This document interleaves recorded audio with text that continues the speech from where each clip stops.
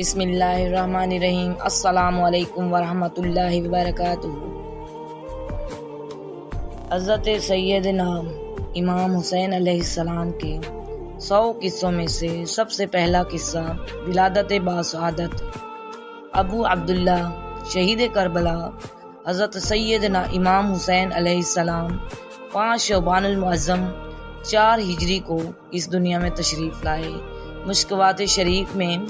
حضور پاک صلی اللہ علیہ وآلہ وسلم کی چچی اور حضرت سیدنا عباس کی زوجہ حضرت سیدہ ام الفضل بنت الحارث روایت بیان کرتی ہیں کہ میں نے نبی کریم صلی اللہ علیہ وآلہ وسلم کی بارگاہ میں حاضر ہو کر کہا کہ یا رسول اللہ، میں نے آج ایک عجیب و غریب خواب دیکھا ہے۔ حضور پاک صلی اللہ علیہ وآلہ وسلم نے فرمایا کہ تم نے کیا خواب دیکھا؟ میں نے عرض کیا یا رسول اللہ، میں نے دیکھا کہ آپ صلی اللہ علیہ وآلہ وسلم کے جسم مبارک کا ایک ٹکڑا کاٹ کر میری گود میں رکھ دیا گیا ہے۔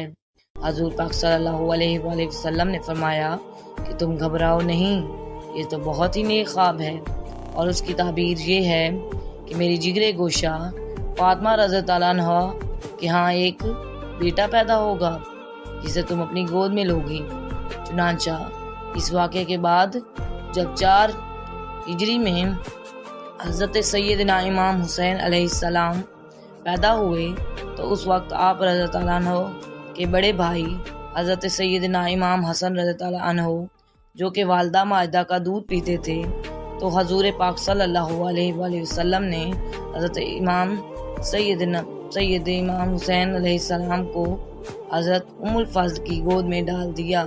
اور یوں حضرت ام الفضل نے آپ کو دودھ پلایا۔ حضرت ام الفضل کو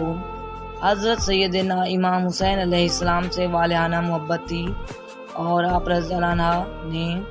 حضرت سیدنا امام حسین کی پرورش حقیقی ماں کی طرح کی، اور اپنا آرام و سکون آپ کی جان پر قربان کر دیا۔ حضرت سیدنا امام حسین کی پیدائش کے بعد